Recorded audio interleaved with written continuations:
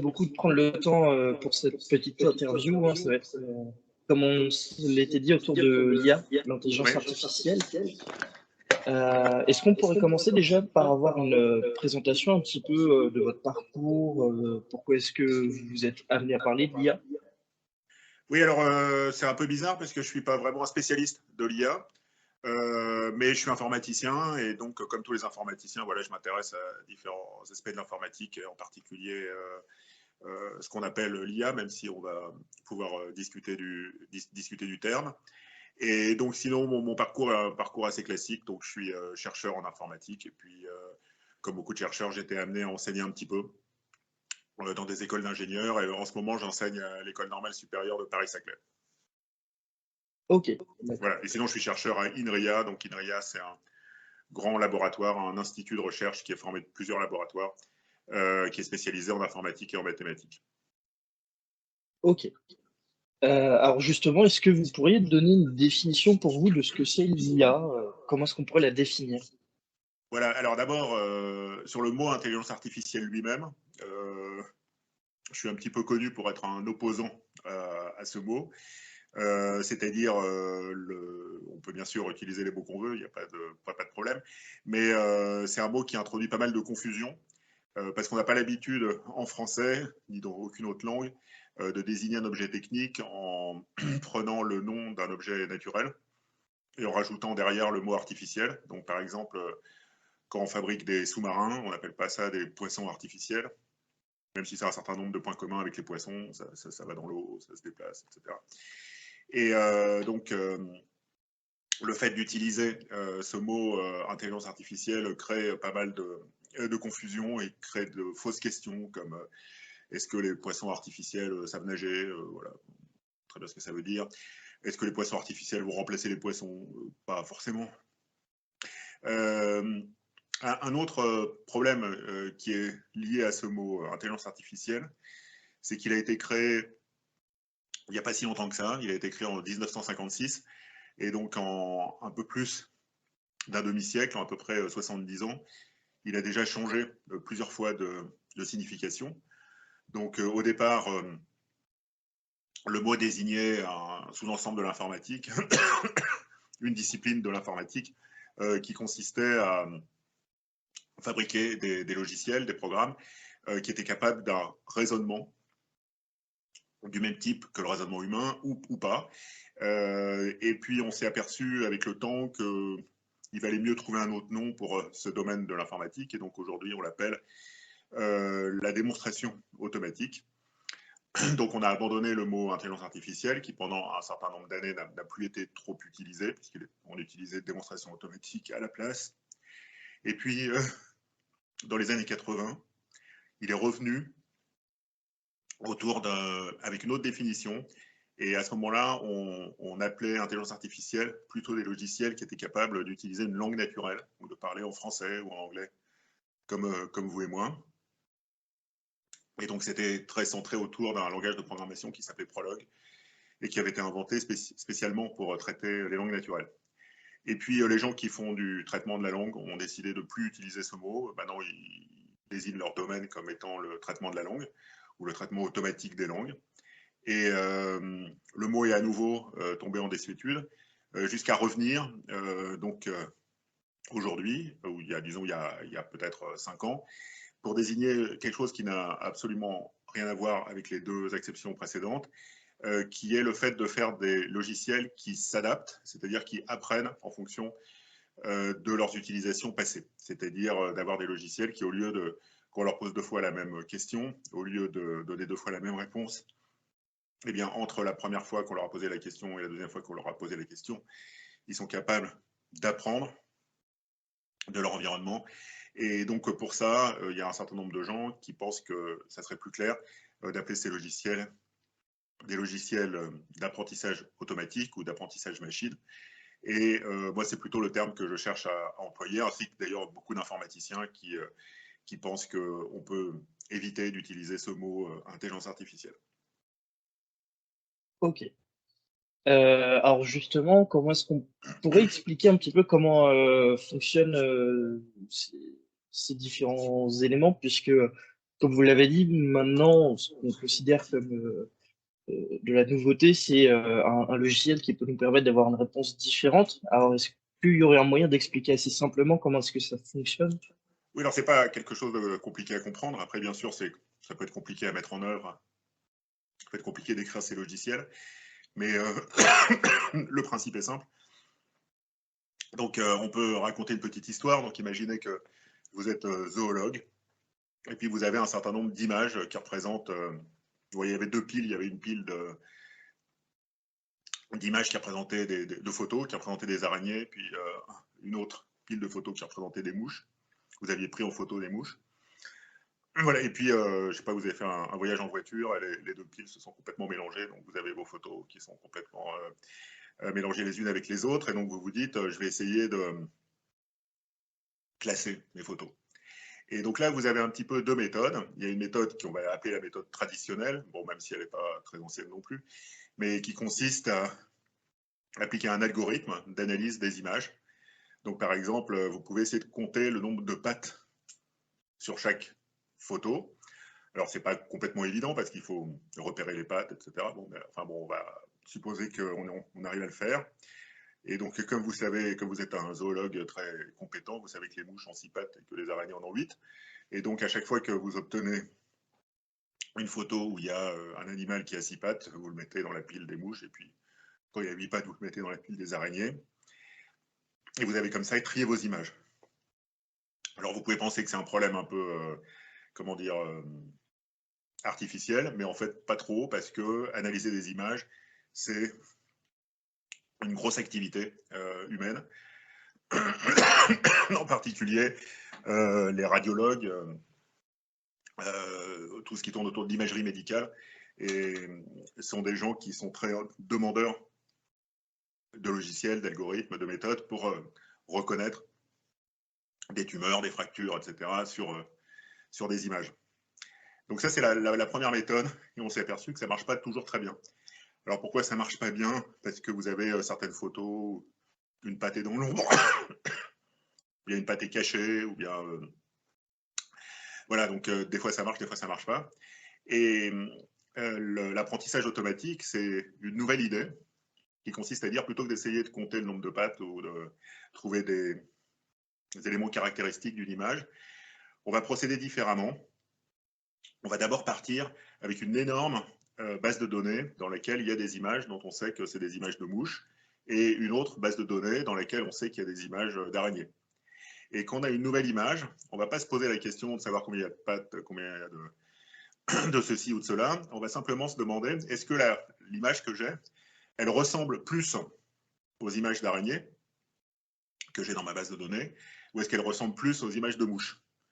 Et donc, c'est une question qui est elle-même compliquée. Comment est-ce qu'on peut comparer deux images? Comment est-ce qu'on peut dire que deux images se ressemblent? Enfin bon, on sait plus ou moins faire ça. Et si l'image que vous avez, elle ressemble statistiquement plus aux images de mouches, bah vous dites c'est sans doute une mouche. Et si elle ressemble plus aux images d'araignées, bah vous dites c'est sans doute une araignée. Et en fait, c'est une idée assez nouvelle, qui est radicalement différente des idées précédentes. Alors d'abord, on peut se demander, est-ce que nous, quand nous classons des photos, nous utilisons plutôt une méthode du premier type ou une méthode du deuxième type? Et vraisemblablement, bah, y a plein de gens qui savent reconnaître une mouche d'une araignée, un chat d'un chien, sans savoir exactement combien le chat a de moustache et le chien d'oreilles ou je ne sais quoi. Bon, en fait, les oreilles, c'est une mauvaise idée parce que les chats et les chiens, c'est à peu près pareil. Mais donc, c'est vrai que nous aussi, enfin, notre cerveau, disons, a l'air d'être assez performant pour faire des comparaisons et dire finalement ça ressemble plus à ce qu'on m'a montré précédemment comme étant des images de chats ou des images de chiens ou des images de mouches ou des images de tumeurs ou de fractures. Voilà, mais c'est pas forcément pour ça que c'est une meilleure idée. Mais c'est une meilleure idée parce qu'en pratique, ça marche mieux. Enfin, disons, c'est un peu l'ultime critère d'efficacité. Mais c'est une vraie révolution parce que vous voyez qu'il y a, en informatique, il y a un certain nombre de concepts de base et il y a deux de ces concepts qui sont le concept d'algorithme et le concept de données. Et vous voyez que dans le premier cas, on avait besoin d'algorithmes sophistiqués, c'est-à-dire d'algorithmes de reconnaissance d'images qui sont capables de compter le nombre de pattes d'un animal dans une image, etc. Donc c'était le genre de questions qu'on se posait beaucoup en algorithmique graphique. Mais en fait, dans la seconde solution, l'apprentissage automatique, les algorithmes ne sont pas si importants que ça. Mais ce qui est important, ce sont les données. C'est-à-dire le rôle principal n'est plus tenu par les algorithmes, mais il est tenu par les données. Et donc ça, c'est un petit peu une transformation assez profonde de l'informatique, où on pensait beaucoup pendant longtemps qu'en informatique, le concept roi, c'était le concept d'algorithme, et puis le concept de données était un concept un peu secondaire. Alors bien sûr, mes collègues qui font des bases de données ne pensaient pas ça, mais enfin, un certain nombre de gens pensaient ça. Et on s'aperçoit qu'on a peut-être minimisé l'importance des données et peut-être surestimé l'importance des algorithmes, et que dans l'informatique du futur, les données, les algorithmes joueront les uns et les autres des rôles importants, alors que, disons, dans le premier siècle d'informatique, là, celui du XXe siècle, on avait beaucoup accordé d'importance aux algorithmes et peu aux données, et que peut-être on avait sous-estimé l'importance des données. Et donc c'est en ça que c'est vraiment une révolution profonde dans l'informatique, c'est-à-dire on commence à comprendre que les données, c'est pas juste quelque chose annexe, c'est vraiment quelque chose de central dans notre discipline. Ok. Alors, pour revenir sur l'idée de la classification entre les mouches et les araignées, il faut que les algorithmes puissent apprendre à faire la différence. Alors, justement, pour parler de ça, on entend souvent parler de machine learning, deep learning. On entend beaucoup ces deux termes-là, mais on ne sait pas forcément à quoi ça correspond. Alors, c'est quoi vraiment la différence entre les deux? Alors, machine learning, c'est la traduction en anglais d'apprentissage automatique ou d'apprentissage machine. C'est même la traduction mot à mot. Et donc, ça désigne l'ensemble des méthodes qui permettent de résoudre des problèmes en s'inspirant, en utilisant une grande quantité de données et en faisant qu'on a un algorithme qui est relativement simple, mais qu'il faut entraîner, c'est-à-dire auquel il faut donner des bases de données, d'images de mouches et d'images d'araignées, ou d'images de chats et d'images de chiens, de manière à ce que cet algorithme puisse commencer à être performant dans la classification, ou dans la production d'images, ou dans la production de texte, enfin bon, donc donc c'est un terme assez général. Et deep learning, c'est l'apprentissage profond. C'est une des méthodes qui est utilisée pour faire du machine learning, c'est-à-dire de l'apprentissage automatique. Alors, pour comprendre en quoi le deep learning, l'apprentissage profond, est quelque chose de spécifique, il faut comprendre que quand on a, dans mon exemple, une nouvelle image à classer, on ne va pas garder les bases de données d'images de mouches et d'araignées. On ne va pas les garder en mémoire et puis faire des comparaisons une à une. Ça marche pas. C'est pas comme ça que ça marche. Ça serait une méthode un peu naïve et qui serait beaucoup trop lente. Ce qu'on fait, c'est qu'à partir de ces bases de données, on entraîne une structure qui a un graphe qu'on appelle un réseau de neurones. Et entraîner un réseau de neurones, un réseau de neurones, c'est quelque chose essentiellement qui fait des moyennes, et mais des moyennes pondérées, c'est-à-dire, c'est un petit peu comme quand vous passez les examens à la fac, il y a des matières qui comptent plus que d'autres, et donc il y a des coefficients de pondération qui sont différents. Et donc les réseaux de neurones font des moyennes, mais des moyennes pondérées avec des poids, des coefficients.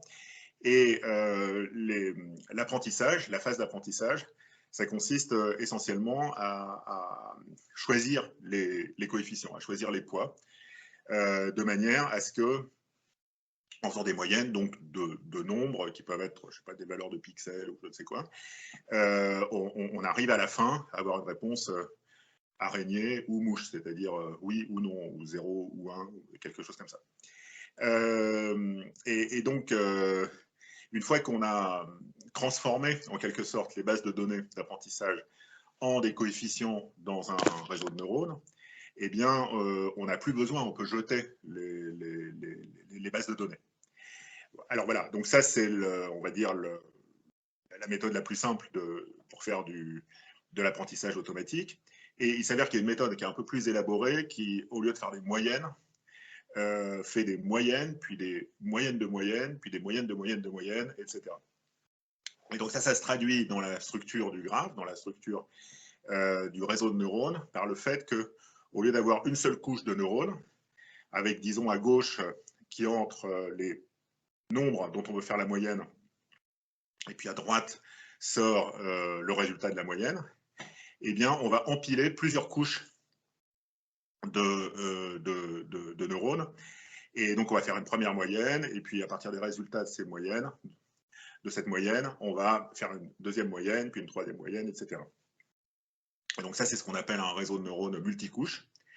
Et comme il y a plusieurs couches, en français, on pourrait dire ou bien que le réseau de neurones est profond, parce qu'il est formé de plusieurs couches, ou bien on pourrait aussi dire qu'il est épais, parce qu'il est formé de plusieurs couches.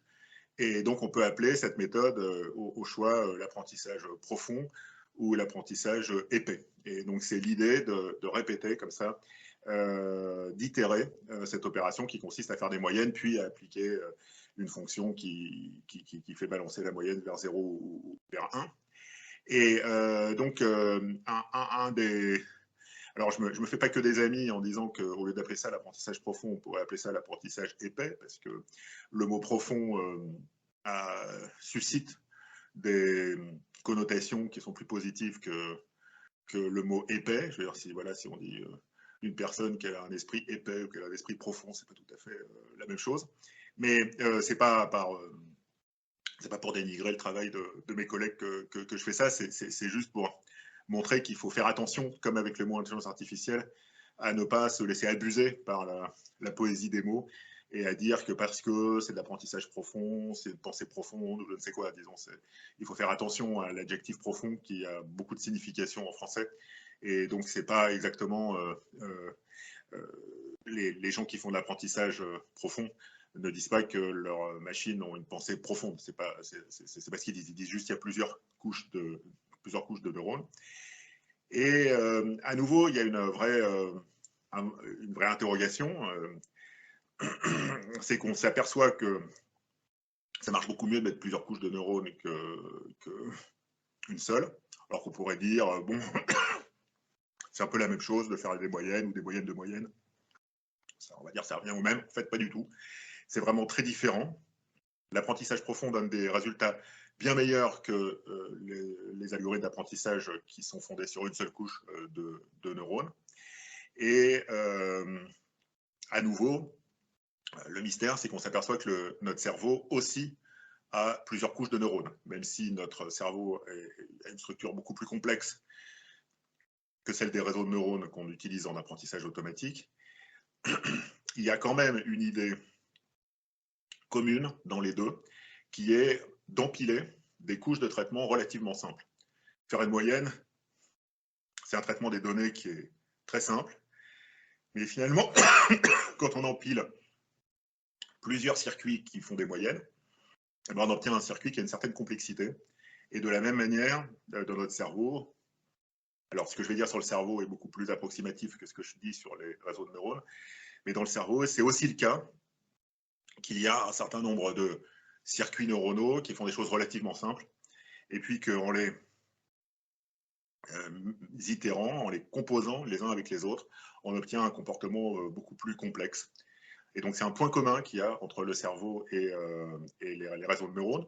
Donc, autant je pense que le mot intelligence artificielle crée des confusions, autant il est vrai qu'il faut quand même ne pas éviter la question des ressemblances qu'il peut y avoir entre la structure des réseaux de neurones qui servent à faire de l'apprentissage automatique, et en particulier de l'apprentissage profond, et des structures du cerveau, mais ça a des questions qui sont quand même très largement ouvertes. Aujourd'hui, on est quand même à l'étape des hypothèses plus qu'à l'étape des conclusions. Alors, justement, pour revenir un petit peu sur un point dont vous avez parlé, c'est un petit peu les points de vigilance. On sait évidemment que, vu que, comme ça vient d'être dit, on n'est qu'au début au niveau des hypothèses, il y a forcément des points de vigilance, des 1, 2, 3 de vigilance, de dérive. Alors, comment est-ce qu'on pourrait essayer Est-ce qu'il y a des conseils pour pas trop se faire avoir, pour se protéger un petit peu de toutes ces dérives? Oui, alors, comme dans toute création d'objets techniques, il y a toujours des questions éthiques qui se posent. Donc ça fait partie de l'histoire de l'ingénierie. À chaque fois qu'on a inventé des nouveaux objets, on s'est posé la question de savoir si c'était une bonne idée de les utiliser et dans quel, dans quel cadre. Donc ici, on peut dire que ce n'est pas quelque chose de différent de l'histoire des techniques en général. Voilà, donc je sais pas, quand on a inventé le feu, bon, on n'a pas beaucoup de traces de ce qu'ont pensé les gens quand ils ont inventé le feu, mais enfin, on sait d'expérience que, par exemple, quand on fait du feu et qu'il y a des enfants à proximité, il faut leur dire de faire attention, de ne pas mettre les mains dans le feu. Même si ça n'empêche pas que le feu est quelque chose de très utile en soi, quand on sait l'utiliser à bon escient. Et puis il y a aussi des gens qui utilisent le feu à mauvais escient pour incendier la maison de leurs voisins, etc. Donc on est à peu près dans les mêmes situations ici. Il faut apprendre à servir des objets, puis il y aura toujours des gens qui vont utiliser ces objets mal. Et puis il faut avoir des lois qui condamnent le fait que les gens incendient la maison de leurs voisins, et de la même manière des lois qui interdisent certains usages de ces techniques. Et il y a un petit peu 4 points sur lesquels il faut faire attention. Alors, le premier point, c'est peut-être le plus essentiel, et c'est autour de ce point que la plupart des questions éthiques sont aujourd'hui amenées. C'est le fait que quand vous partez d'une base de données qui représente des araignées et des mouches, eh bien vous pouvez, si vous êtes mal intentionné, mettre dans ces bases de données des images qui ne représentent ni des araignées ni des mouches, par exemple, de manière à perturber le fonctionnement du réseau de neurones une fois qu'il a été entraîné. Et donc, on sait qu'il y a des expériences un peu dramatiques de ça, donc je vais vous en citer deux. Il y en a une qui est le fait qu'il y a un système d'apprentissage automatique qui a été utilisé par la justice américaine. Alors, pas pour condamner des gens où c'était des gens qui étaient en fin de peine, et c'était pour savoir si on leur donnait une libération conditionnelle ou non. Et donc, on a vu qu'il y avait des biais racistes dans ces remises en liberté conditionnelle. Donc, comme de manière qui, sur 30 personnes, c'était plus facile d'être mis en liberté conditionnelle quand on était blanc que quand on était noir. Et donc, ça ne sert à rien d'accuser l'algorithme y est pour rien. Le problème, il vient des données sur lesquelles on a entraîné cet algorithme. Et en fait, on s'aperçoit qu'ici, en utilisant des données qui étaient des jugements précédents donnés par des juges humains, et qu'on a demandé à l'ordinateur, au système d'apprentissage automatique, d'imiter les décisions qui avaient été prises par des humains, eh bien, on s'est aperçu que ces décisions qui étaient prises par des humains avaient elles-mêmes des biais liés à la couleur de peau des personnes en prison, et pas uniquement à leur couleur de peau, mais aussi à leurs adresses, par exemple. Quand vous habitez dans un beau quartier, on va plus facilement vous remettre en liberté conditionnelle que si vous habitez dans un ghetto. Et en fait, il y a des corrélations entre la couleur de peau et l'adresse, etc. Et donc, il faut faire attention quand on entraîne un système d'apprentissage automatique, de savoir quelles données on utilise. Donc, si vous utilisez des données qui sont elles-mêmes biaisées, eh bien, le comportement de votre système va lui aussi être biaisé. Alors, on peut dire que c'est peut-être pas si grave parce que de toute façon, si ces gens n'avaient pas été jugés par le système, ils auraient été jugés par des juges. Et puis on voit bien que c'est les juges qui ont produit les données, donc que les juges avaient les mêmes biais. Mais enfin, bon, on peut essayer de faire un peu mieux quand même et de se dire, on pourrait profiter du fait que justement, on passe d'un humain qui est faillible et qui a nécessairement des biais à un système informatique, et pour essayer de limiter ces biais. Et donc aujourd'hui, la plupart des questions éthiques sont liées autour des biais, sont liées aux biais des données, dans les données d'apprentissage. Un autre exemple, donc ces algorithmes d'apprentissage automatique peuvent être utilisés pour produire des textes. Et bien sûr, ils produisent des textes en s'inspirant de textes qu'ils ont déjà vus. Et bien avant ChatGPT, il y avait un système qui s'appelait Tai. Et alors Tai était un système qui avait été mis en ligne, mais contrairement à ChatGPT, ces concepteurs n'avaient pris aucune précaution en termes de correction politique du discours qui était tenu par Tai. Et alors un certain nombre d'extrémistes de droite se sont connectés de manière régulière à Tai pour tenir des discours politiquement peu corrects, donc essentiellement des discours qui étaient des discours de négation de l'existence des chambres à gaz, etc. Et naturellement, Tai a répété ce que Tai entendait. Donc Tai s'est mis à tenir les mêmes discours, bon, ce qui était embêtant, mais c'est ni plus embêtant ni moins embêtant que le fait qu'il y ait des gens qui tiennent ce discours. C'est juste à une échelle qui peut être beaucoup plus grande, et donc ça, c'est un problème en soi. Si bien que les concepteurs de taille ont dû le débrancher, ou la débrancher, je ne sais pas si on dit le ou la. Mais ce système a finalement été débranché, et les concepteurs de ChatGPT ont mis une couche spéciale dans ChatGPT pour éviter que ChatGPT fasse le même genre de dérive. Et donc, c'est d'ailleurs un des trucs qui est très critiqué sur ChatGPT, c'est qu'il a du coup un discours très politiquement correct, toujours très inclusif, etc. Bon, voilà, bon. Enfin, c'est peut-être moins grave que l'existence des chambres à gaz. Tout ça, chaque personne peut avoir un avis sur cette question. Donc ça, c'est la première question, qui est la question des biais. Alors, il y a une deuxième question qui est la question de l'explicabilité des résultats. Donc, quand vous prenez une image et que vous dites c'est un insecte et que je compte le nombre de pattes et que vous obtenez 8 et que vous dites donc c'est une araignée, si quelqu'un vient et vous dit mais pourquoi est-ce que tu as dit que cette image était une image d'araignée, eh bien vous pouvez dire regarde, toi aussi tu peux compter les pattes et tu verras qu'il y a 8 pattes. Et donc ça, c'est ce qu'on appelle une décision explicable.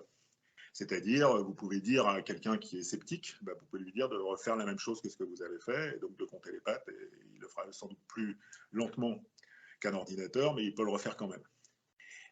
Avec des algorithmes qui sont principalement imitatifs, donc comme les algorithmes d'apprentissage automatique, c'est assez compliqué.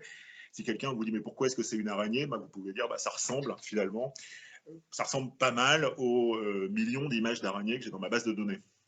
Mais ça, c'est pas quelque chose qui est de la même nature en fait qu'une explication qui serait centrée sur l'objet lui-même. C'est-à-dire, on a l'impression que l'explication n'est pas dans la photo elle-même que vous analysez, mais elle est dans la relation d'une photo à des millions ou des milliers peut-être simplement de photos, et donc chaque photo de la base de données contient un petit élément d'explication, mais il ne peut pas agréger ces explications dans une explication intelligible par un être humain. Alors vous pouvez dire c'est pas trop grave, mais imaginez par exemple que vous alliez à la banque et vous demandez un prêt, et on vous dit le prêt est refusé. Alors, vous pouvez dire pourquoi. Et c'est plus ou moins un impératif pour la banque de vous expliquer pourquoi on vous a refusé le prêt. Pour, par exemple, que vous puissiez faire une autre demande de prêt en ayant plus de chance. Donc, si on vous dit que vous voulez emprunter 1 milliard, mais vous gagnez que 2 000 euros, donc vous n'avez pas les moyens de rembourser votre prêt, vous comprenez la raison. Mais si on vous dit, en fait, on est désolé, mais vous ressemblez beaucoup aux gens qui ne remboursent pas leurs prêts. Donc on a décidé de ne pas vous prêter d'argent parce que vous avez la tête de quelqu'un qui ne rembourse pas ses prêts. C'est beaucoup plus compliqué pour vous de recevoir cette explication. En fait, ce n'est pas une explication. Ce n'est pas parce que vous ressemblez à des gens qui ne remboursent pas leurs prêts que vous n'allez pas rembourser votre prêt. On ne peut pas vous dire vous habitez dans une rue où statistiquement, les gens qui habitent dans cette rue ne remboursent pas leurs prêts, donc on ne va pas vous prêter de l'argent. Ça pose à la fois un problème d'explication et aussi un problème moral, puisque ce n'est pas parce que vous ressemblez à des gens qui sont délinquants ou criminels ou quoi que vous êtes vous-même délinquant ou criminel. Donc ça, on ne peut pas accepter ça. Donc il y a cette question d'explication qui est... Voilà, il faut apprendre à vivre sans explication. Et ce n'est pas toujours quelque chose de mauvais. Par exemple, il y a quelques années, on a eu une épidémie, je ne sais pas si vous vous souvenez d'une maladie qui s'appelait la Covid-19, et beaucoup de gens cherchaient des vaccins, des traitements. Si on avait trouvé une plante qui soignait la Covid-19, mais qu'on ne savait pas expliquer pourquoi elle soignait la Covid-19, ça aurait été quand même une bonne idée de la prescrire à tout un tas de gens pour essayer de les soigner. Donc, c'est pas parce qu'on n'a pas d'explication que c'est forcément mauvais, mais il faut savoir que quand on utilise ce genre de technique, on ne peut pas avoir d'explication. Et ça, par exemple, dans le cadre médical, c'est assez compliqué d'expliquer à un patient. Ben, on pense que ce médicament va marcher avec vous parce qu'il a marché avec des gens qui vous ressemblent, mais on ne sait pas expliquer comment il marche.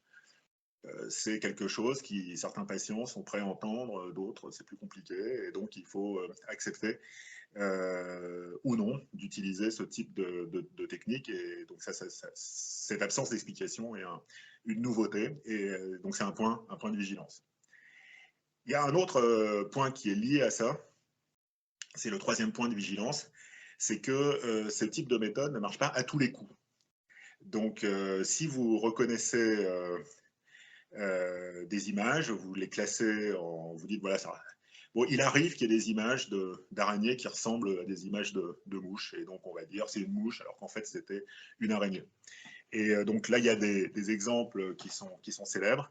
C'est que si vous faites, alors c'est assez compliqué de prendre une photo d'un lion sur la banquise, mais avec un logiciel de traitement de photo, vous pouvez assez facilement récupérer une photo de la banquise et puis mettre un lion dessus. Et si vous avez entraîné votre système à repérer des lions et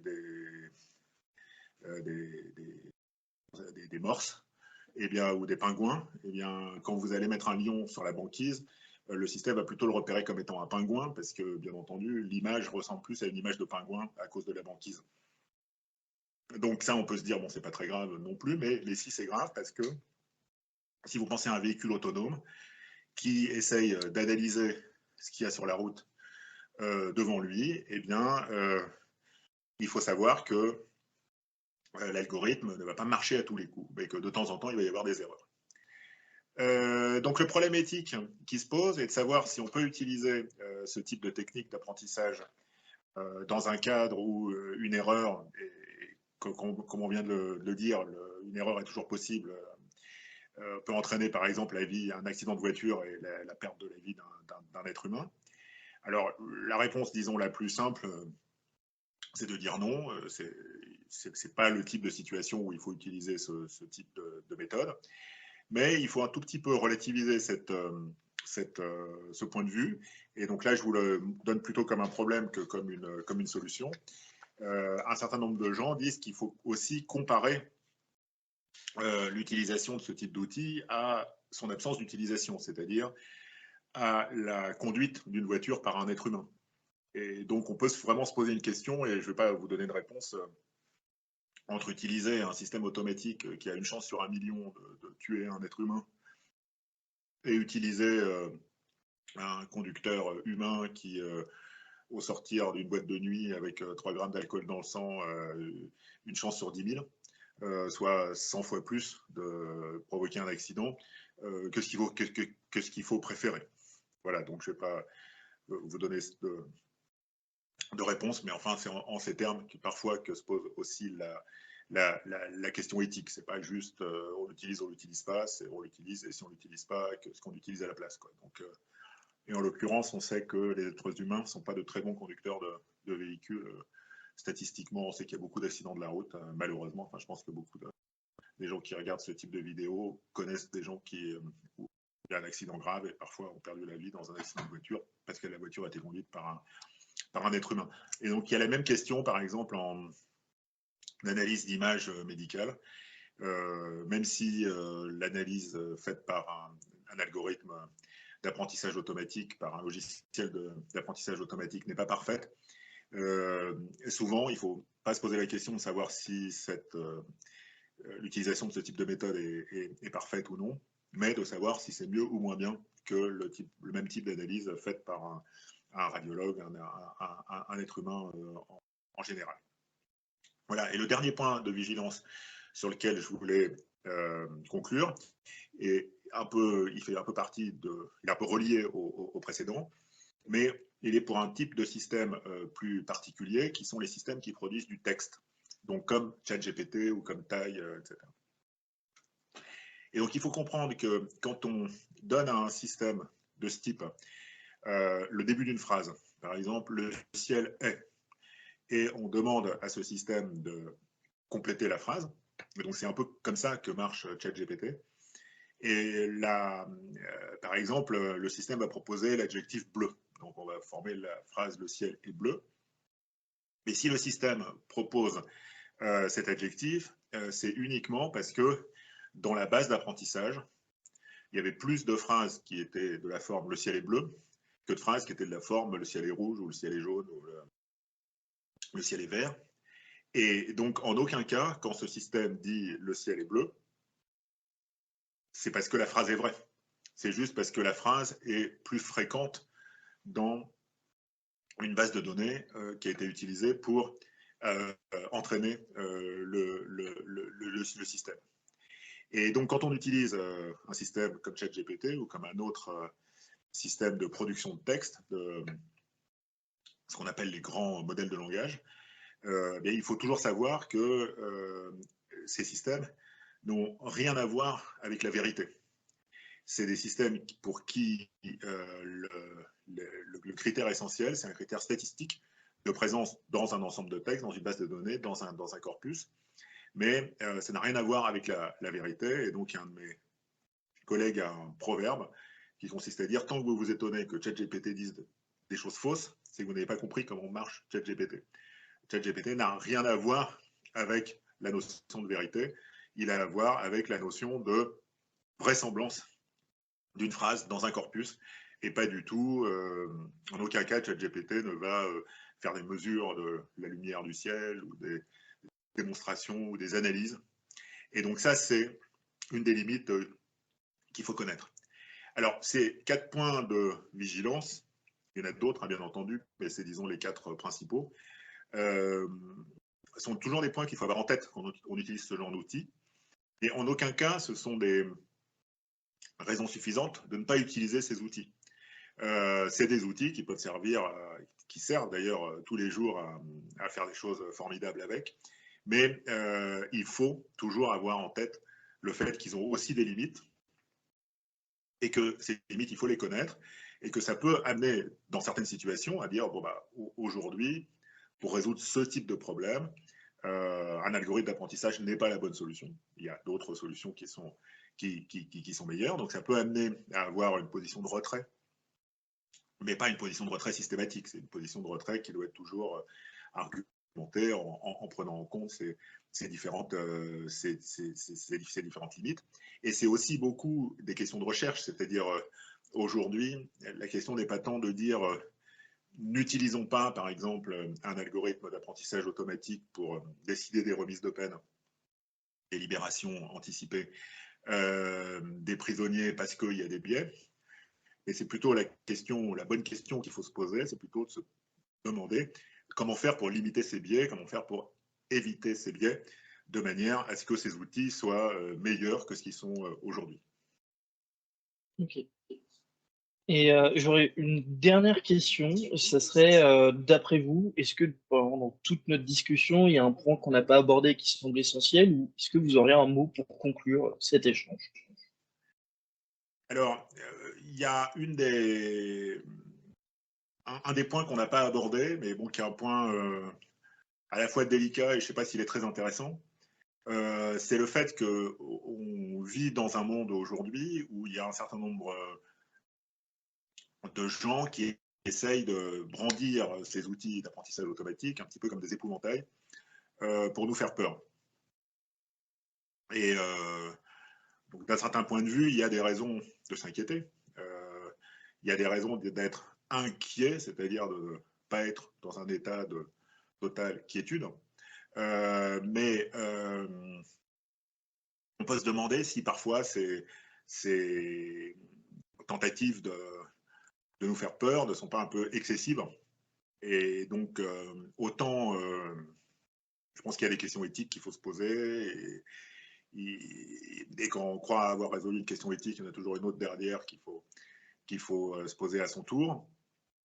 Donc, autant je suis entièrement d'accord sur le fait que il ne faut pas utiliser ce type d'outils naïvement, sans se poser des questions liées au biais, liées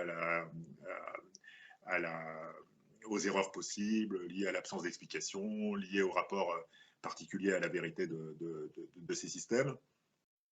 Autant on peut aussi penser que tout le discours un petit peu technophobe qui est contre l'apprentissage automatique aujourd'hui est sans doute excessif, et sans doute le meilleur moyen de lutter contre ce discours technophobe, eh bien, c'est de faire exactement ce que vous faites, c'est-à-dire de mieux expliquer comment ces outils fonctionnent, et également quelles sont leurs limites, quelles sont les choses qu'on peut faire avec et quelles sont les choses qu'on ne peut pas faire avec. Et c'est quand on comprend ça qu'on peut utiliser des outils techniques en général d'une manière sereine. Ok. Et est-ce que vous aurez peut-être un exemple de personnes qui ont des discours un petit peu contraires par rapport à tout ce qu'on s'est dit? Parce que je n'ai pas forcément en tête. Oui, je vais pas.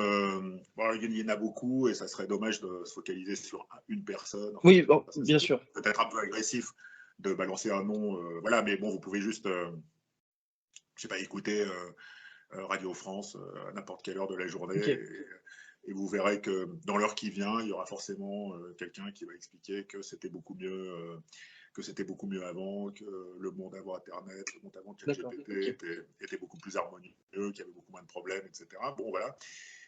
Donc c'est ce discours, c'est Michel Serres appelé le discours du c'était mieux avant, dont il faut un petit peu se méfier.